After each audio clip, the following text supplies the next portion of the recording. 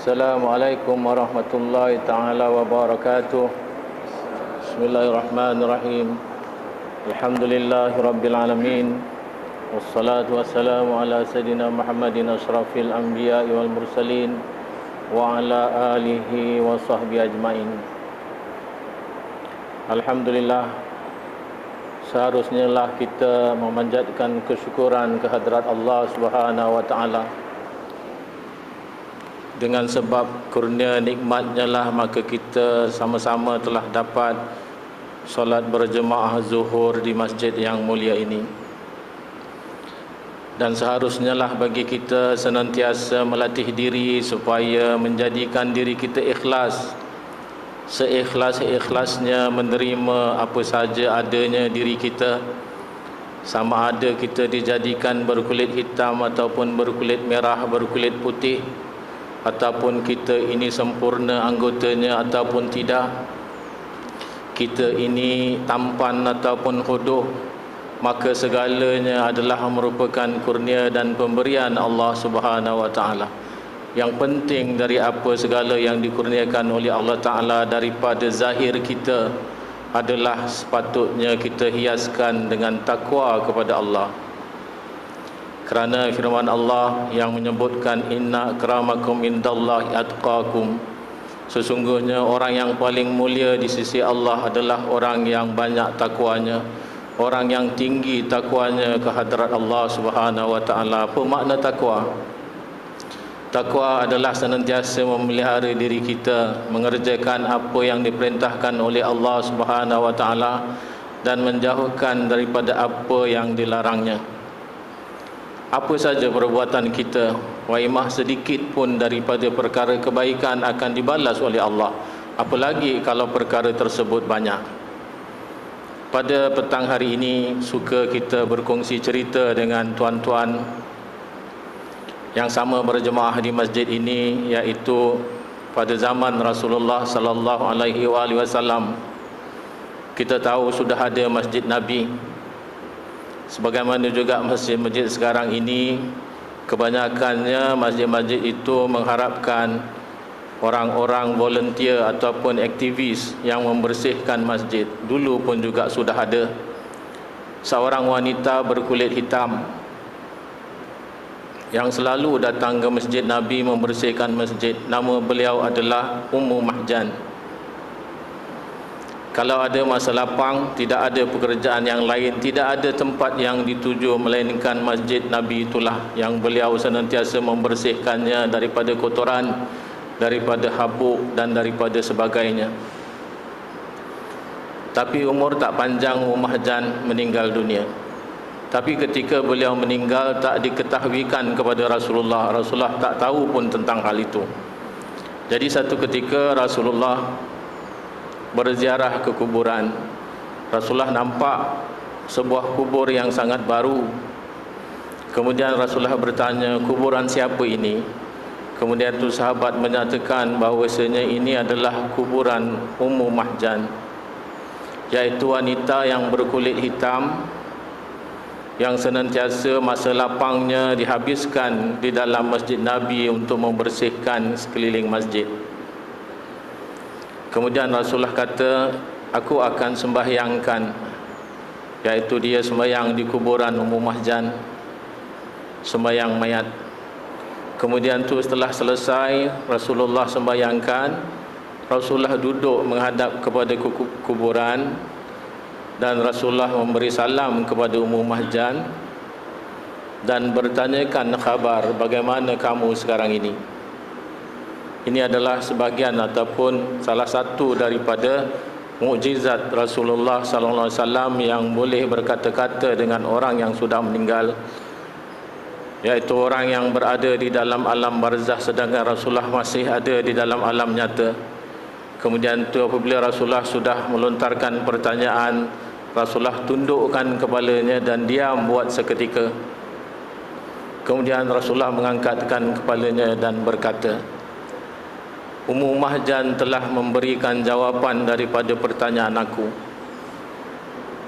Dia kata, amal yang menyebabkan aku bahagia sekarang ini adalah amal di mana aku selalu kerjakan di waktu lapang, iaitu membersihkan Masjid Nabi. Dan Allah Ta'ala telah membina sebuah mahligai yang amat besar untuk aku nanti beristirahat apabila datang hari pembalasan daripada Allah. Itulah ganjaran yang telah dijanjikan oleh Allah Ta'ala kepada orang-orang yang senantiasa hatinya terpaut kepada masjid, yang bukan hanya sekadar untuk menantikan waktu solat.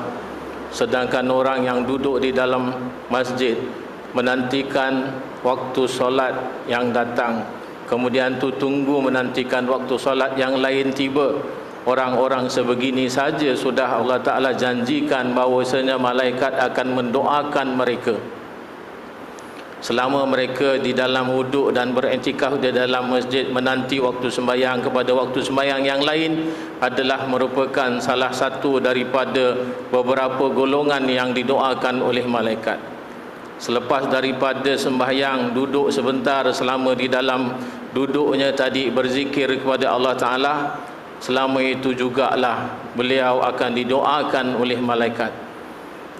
Tidakkah beruntung orang yang hatinya terpaut kepada masjid, apalagi orang yang menyerahkan segala tenaganya, tulang empat keratnya, yang tidak mengharapkan bayaran dan ganjaran, iaitu membersihkan rumah Allah, walaupun hanya mengais ataupun membersihkan sedikit kekotoran daripada masjid.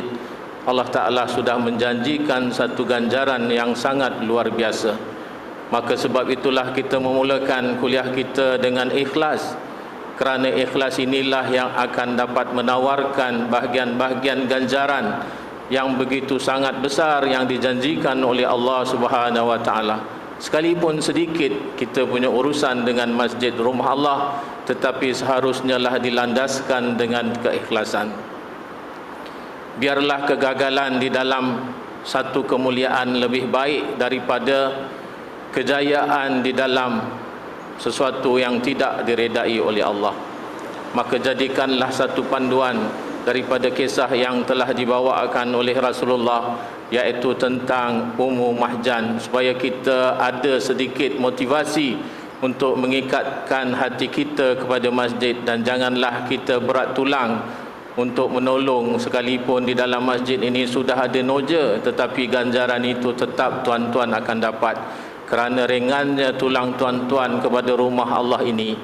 Dan selalulah bersedia untuk menjadi aktivis ataupun untuk mendapatkan ganjaran yang kita sendiri merasakan itu hanyalah sesuatu yang sangat ringan yang mampu kita kerjakan. Maka kita sambung apa yang telah kita bincangkan pada minggu yang lalu, iaitu tentang Nabi Zakaria yang sudah bermohon kepada Allah Ta'ala untuk mendapatkan anak dan zuriat. Kemudian telah diberi tanda oleh Allah kepada Nabi Zakaria bahawasanya beliau tidak akan dapat berkata-kata kepada manusia selama 3 hari. Dan akhirnya maka mengandunglah isteri Nabi Zakaria, dan apabila sudah cukup masanya, maka lahirlah anak yang telah dijanjikan oleh Allah Ta'ala, namanya dengan nama Yahya.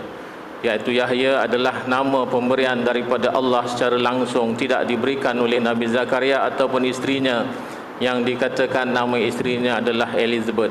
Maka itulah Yahya merupakan nama yang pertama yang diberikan kepada anak keturunan Nabi Zakaria.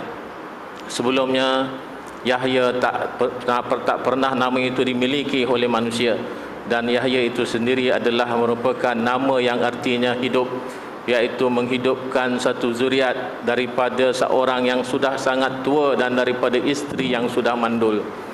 Ada juga yang memaknakan bahawasanya Yahya adalah merupakan satu kehidupan. Makna Yahya ini akan membawa pengertian sangat besar kepada orang-orang Bani Israel yang ketika itu akhlaknya sudah semuanya mati.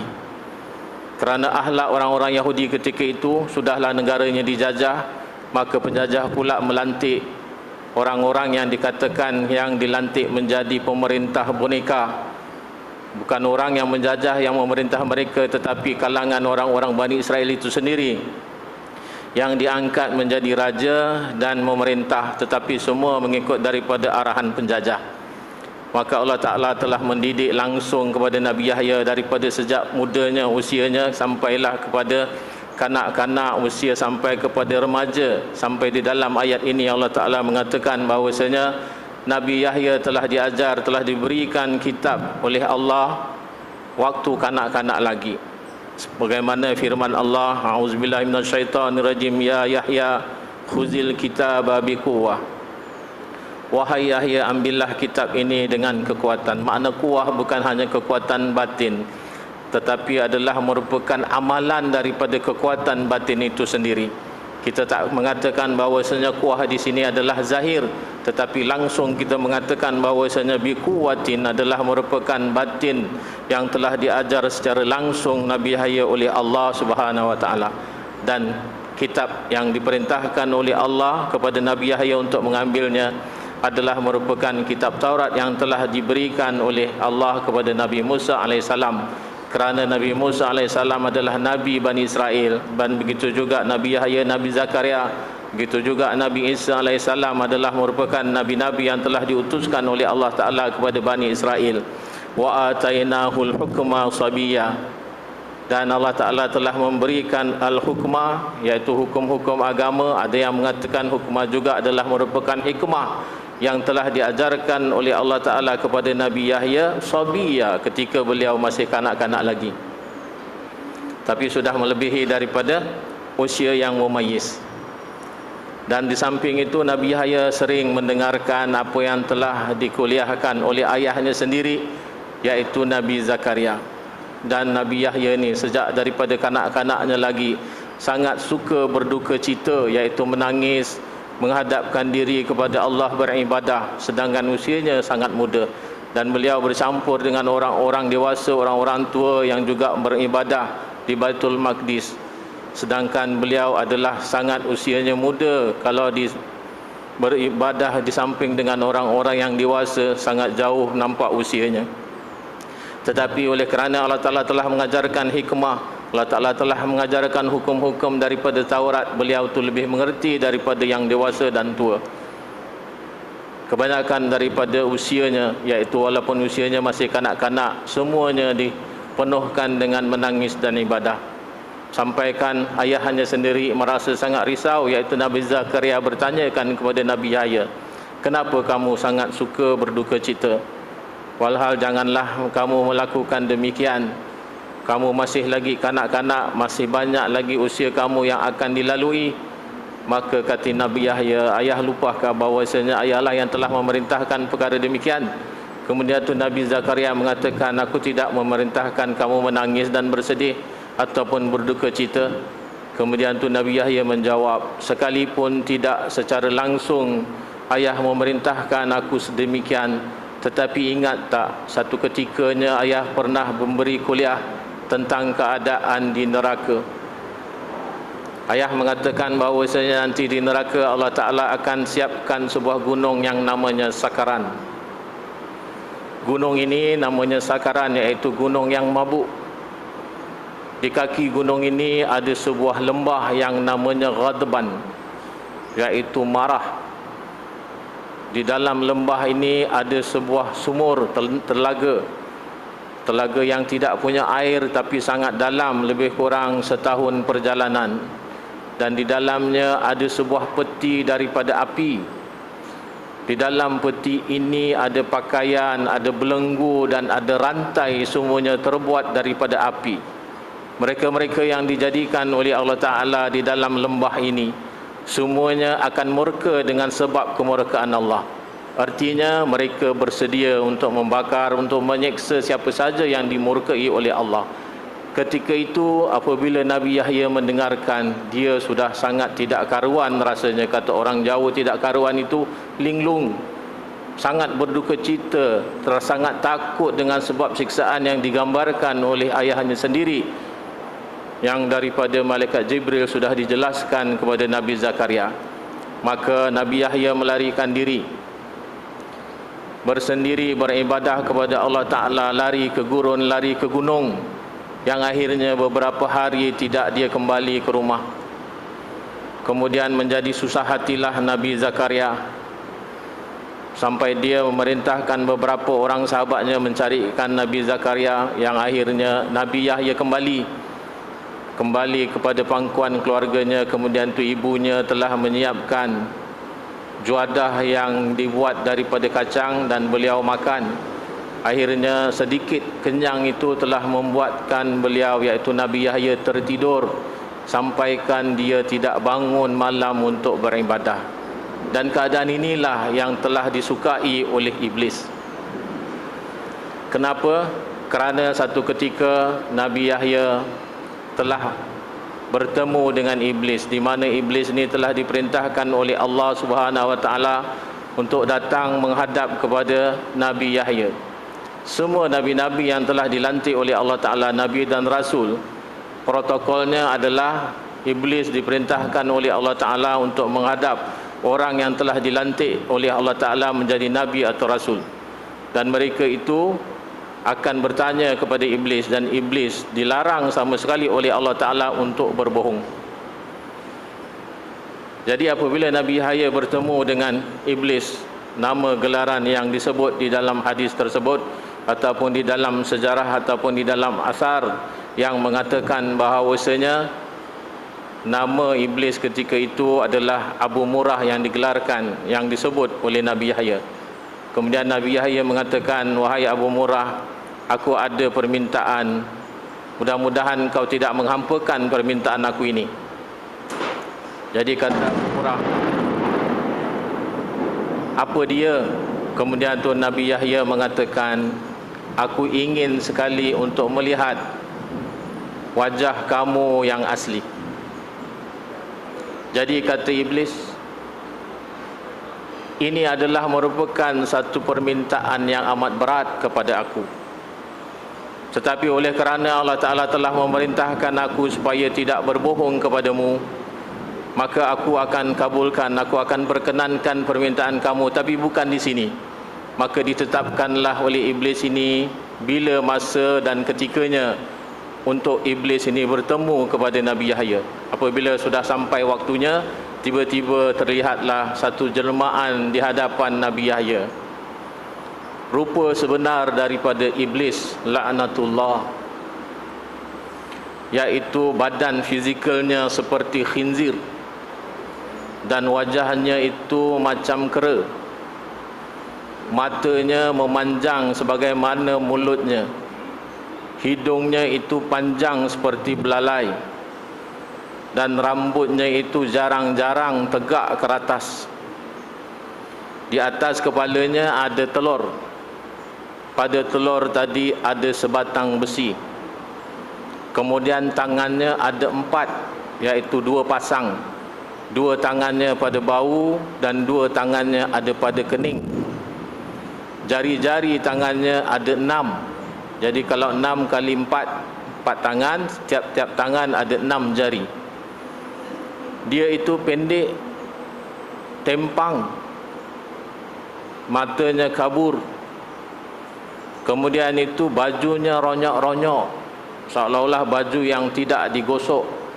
Dan pada bajunya itu tergambar semua gambar-gambar berhala yang disembah oleh orang-orang yang tidak beriman kepada Allah. Dan pada dirinya ada ikat pinggang. Pada tali pinggang itu ada 6 kaleng ataupun 6 pouch yang diikat pada tali pinggang tersebut. Dan pada tangannya ada sebuah lonceng besar. Kemudian Nabi Yahya mengatakan, sangat ngeri pandangan aku kali ini kepada engkau yang telah Allah Ta'ala perkenankan untuk dapat melihat wajah iblis yang sebenarnya. Kemudian tu iblis mengatakan, dulu wajah aku tidak begini, tetapi telah ditukar oleh Allah Ta'ala kerana aku ingkar kepada satu sujud, di mana sujud itu adalah perintah Allah kepada bersujud pada Nabi Adam alaihi salam. Walaupun sujud itu bukan sujud sebagaimana yang ada di dalam orang solat, tetapi sujud itu hanyalah sujud inhina, iaitu sujud seperti rukuk, iaitu hanya memberi kehormatan kepada ciptaan Allah ini. Itu saja, hanya satu sujud aku ingkar. Maka Allah Ta'ala telah mengubahkan wajah aku seperti ini. Gambarkanlah ambillah ini sebagai satu iktibar tuan-tuan, tidak kepada tuan-tuan tetapi kepada diri saya sendiri.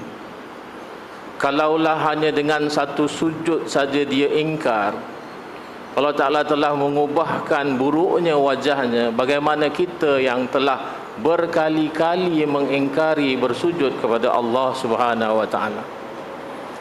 Gambarkan berapa banyak keadaan di mana kita meninggalkan solat kepada Allah. Berapa banyak yang kita sudah lalai. Sembahyang itu 5 kali sehari semalam, kita hanya melakukan 1 atau 2 waktu saja, yang mana kita senang, iaitu ketikanya maghrib dan isyak. Zuhur dan asar kita tinggalkan, subuh sampai sekali kita tak bangun daripada tidur. Berapa banyak kalau kita lihat sujud yang kita tinggalkan. Sudahlah agaknya kalau dicerminkan satu wajah yang sebenarnya daripada Allah yang telah murka disebabkan kita meninggalkan perintahnya, agaknya wajah kita ni lebih buruk daripada apa yang digambarkan oleh Nabi Yahya terhadap penglihatannya kepada iblis. Agaknya kita ni berupa lebih hina daripada haiwan yang dijadikan oleh Allah. Maka senantiasalah kita bercermin kepada diri kita. Ingatlah bahawasanya keingkaran kita terhadap perintah Allah Ta'ala bukan akan membuahkan kebaikan, tetapi adalah membuahkan kemurkaan Allah. Ini iblis yang sudah dilaknat oleh Allah Ta'ala memberikan pengajaran kepada kita, iaitu kerana pengakuan dia yang dia itu ingkar kepada satu sujud saja wajahnya sudah demikian. Maka Nabi Yahya mula bertanya, apa yang ada pada diri iblis itu? Maka satu persatu iblis ini menceritakan bahawasanya telur yang ada di atas kepala aku adalah merupakan lambang daripada kehati-hatian aku untuk menggoda setiap anak Adam. Ingatlah bahawasanya aku memelihara tipu daya aku kepada anak Adam bagaikan aku memelihara telur daripada jatuh daripada kepalaku. Ingat, iblis tidak akan datang mendadak menyuruh kita melakukan maksiat, tapi dia akan datang perlahan-lahan. Dia akan memperhiaskan segala perbuatan kita sekalipun tidak diredai oleh Allah Ta'ala, tetapi dengan kemanisan, dengan kebenaran, seolah-olah apa yang kita kerjakan adalah benar. Maka itulah yang digambarkan sebagai satu simbol bahawasanya iblis tidak akan mudah melepaskan kita daripada tipu dayanya. Kemudian tu besi yang ada di atas kepala yang dekat dengan telurnya itu adalah digunakan oleh iblis untuk membolak-balikkan hati manusia. Sebab itu hati manusia senantiasa berubah-ubah. Ya muqallibal qulub sabit qulubana ala dinika. Itu yang kita selalu sebut di dalam doa sebelum kita memberi salam, selepas kita habis membaca tahiyat, supaya hati kita ini tetap di atas agama Allah, kerana dia itu akan senantiasa dibolak-balikkan oleh iblis yang telah diizinkan oleh Allah Ta'ala untuk membolak-balikkan hati manusia. Hari ini kita merasakan kita sudah sempurna, kita rasakan kita sudah cukup kuat, dan tidak mungkin iblis akan dapat menggoda kita. 2 jam akan datang, 3 jam akan datang, 4 jam akan datang, hati kita sudah mula lemah.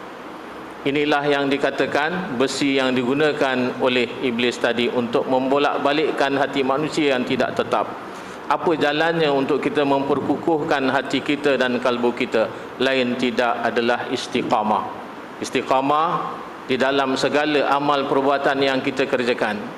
Sebab itu kalau kita lihat sembahyang 5 waktu itu rutin dikerjakan pada masa yang sama, zuhur, asar, maghrib, isyak dan subuh, tidak berubah-ubah. Kerana apa? Kerana untuk menolong kita istiqamah, supaya tidak ada jalan bagi iblis untuk mengubahkan rasa hati kita, iaitu kalbu yang senantiasa berubah-ubah. Kemudian tu baju yang ronyok-ronyok yang dipenuhi dengan segala rupa-rupa berhala dan gambar-gambar yang disembah oleh orang-orang yang tidak beriman kepada Allah, maka itu dikatakan oleh iblis Hakikat yang sebenarnya apa yang mereka sembah adalah aku, kata iblis. Disebabkan itu aku senantiasa membawa gambar-gambar ini melekat pada pakaian aku, dan akulah yang telah memberi rekayasa kepada mereka supaya mereka menjadi orang-orang yang tidak mengenal keimanan. Tali pinggang yang ada padanya itu kaleng ataupun pouch adalah merupakan simbol atau lambang di mana dia mengandungi tipu daya satu persatu yang aku datangkan kepada anak cucu Adam. Yang pertama, kalau kuat sangat imannya, aku akan datangkan godaan daripada wanita. Dan aku akan datangkan yang keduanya, godaan daripada senantiasa mengumpulkan harta yang haram di muka bumi ini. Kemudian itu akan aku memperhiaskan segala perbuatan mereka itu sekalipun tidak baik di sisi Allah, tetapi aku hiaskan baik pada pandangan mereka. Maka itulah semuanya tipu daya daripada perhiasan, daripada ketamakan dunia. Semua itu merupakan tiap-tiap satu persatu dijelaskan oleh iblis kepada Nabi Yahya alaihissalam. Kemudian lonceng yang ada pada tangan aku ini akan aku sertakan pada tiap alat muzik yang dimainkan oleh orang-orang yang tidak mengenal agama.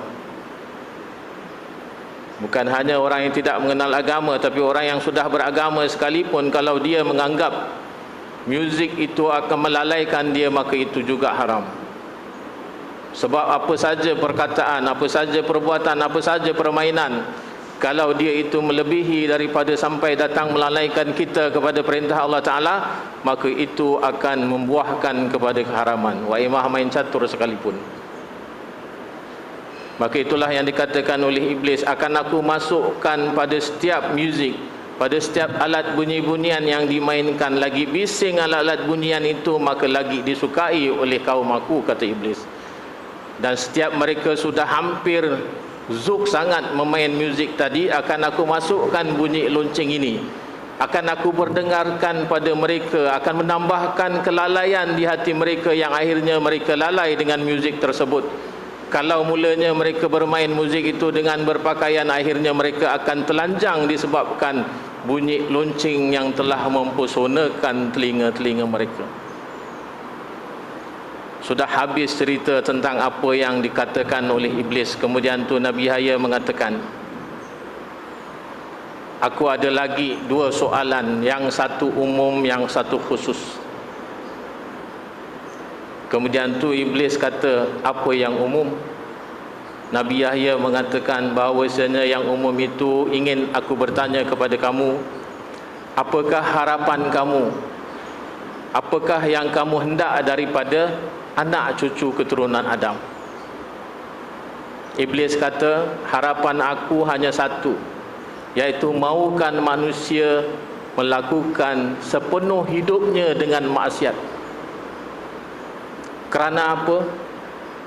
Kerana maksiat itulah yang telah Allah Ta'ala berikan kepada aku sebagai nyawa. Setiap anak cucu Adam yang lahir, kalau dia menggunakan masa dan keseluruhan anggotanya kepada maksiat, dia itu telah memberikan kehidupan kepada aku, kata iblis. Lagi banyak yang melakukan maksiat, lagi panjang usia aku, kata iblis. Tetapi anak cucu Adam yang mengekang hawa nafsunya, yang menyimpan nyawa aku tidak dipergunakan, malah dia itu mengerjakan amal ibadah kepada Allah, mereka telah mengurung ataupun mereka telah mengekang usia aku, yang mana mereka itu adalah musuh-musuhku, kata iblis. Jadi sepertinggi kita mengekang hawa nafsu kita, lagi kuat kita mengekang segala apa yang tidak diredai oleh Allah untuk kita jangan melakukannya, maka lagi itulah permusuhan kita dengan iblis akan bertambah-tambah. Kemudian Nabi Yahya bertanya, ini soalan yang personal ataupun soalan peribadi. Kamu lihat pada diri aku, adakah jalan untuk kamu masuk menggoda? Lalu iblis mengatakan, tidak ada satu pun lubang ataupun satu pun ruang yang untuk aku dapat menguasai dirimu, melainkan pada ketikanya engkau makan sampai sedikit kenyang dan engkau tertidur pulas, malamnya engkau tidak bangun untuk bersolat dan berzikir kepada Allah, itu pun sudah cukup untuk menyenangkan aku. Maka Nabi Yahya mengatakan, Aku berjanji demi Allah tidak akan mengisi perut aku sampai kenyang, sampai nanti aku akhirnya akan dipanggil oleh Allah Ta'ala menghadap kepadanya. Jadi dia berjanji tidak akan makan kenyang seumur hidupnya. Inilah yang dikatakan dalam firman Allah, wa hananan min ladunna wa zakah, yaitu makna hananan adalah rahmat daripada sisi Allah, wa zakah, dan Allah Ta'ala senantiasa mensucikan Nabi Yahya, wa kana taqiyya, dan Nabi Yahya adalah orang yang bertakwa, wa barram biwalidayhi wa lam yakun jabbaran asiya, dan dia senantiasa berbuat kebaikan kepada kedua orang tuanya dan tidaklah dia itu sombong dan berbuat maksiat. Ini sebagaimana janji yang telah dikatakan oleh Nabi Yahya kepada iblis, supaya tidak ada ruang untuk dia dapat menggoda dan masuk kepada Nabi Yahya. Maka kita ambil sifat-sifat yang telah disebutkan oleh Allah Ta'ala kepada Nabi Yahya, iaitu taqiyya, senantiasa bertakwa, wa barram biwalidayhi, senantiasa berbuat kebaikan kepada kedua ibu bapa kita, walam yakun jabbaran, dan dia itu tidak sombong dan tidak berbangga, asiya, dan juga tidak bermaksiat. Jadi kalau kita mengikut apa sifat-sifat yang telah Allah Ta'ala berikan kepada Nabi Yahya, insya-Allah kita akan termasuk orang-orang yang wahanana min ladunna wa zakah, iaitu Allah Ta'ala akan memberikan kepada kita rahmat daripada sisinya dan senantiasa disucikan hati kita. Wassalamun alaihi yauma wulida wa yauma yamutu wa yauma yub'atsu hayya, dan Allah Ta'ala telah memberikan kesejahteraan kepada Nabi Yahya pada hari ketika beliau dilahirkan, kemudian tu pada hari ketika beliau meninggalkan dunia ini, dan pada hari ketika dibangkitkan, iaitu dihidupkan di alam apabila sudah Allah Ta'ala mendatangkan kiamat. Kita insya-Allah akan membentangkan sedikit tentang wassalamun alaihi yauma wulida wa yauma yamutu wa yauma yub'atsu hayya minggu hadapan insya-Allah. Kerana sudah tidak ada masa lagi, maka kita berhentikan sampai di sini, iaitu bijahi Sayyidina Muhammadin sallallahu alaihi wasallam. Syai'ulillahi lahul Fatihah.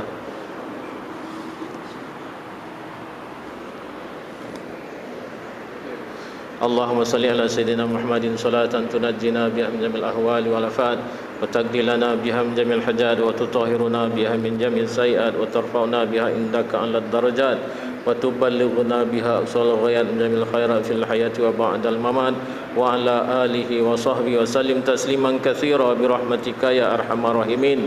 Subhana rabbika rabbil izzati amma yasifun, wa salamun alal mursalin, walhamdulillahi rabbil alamin.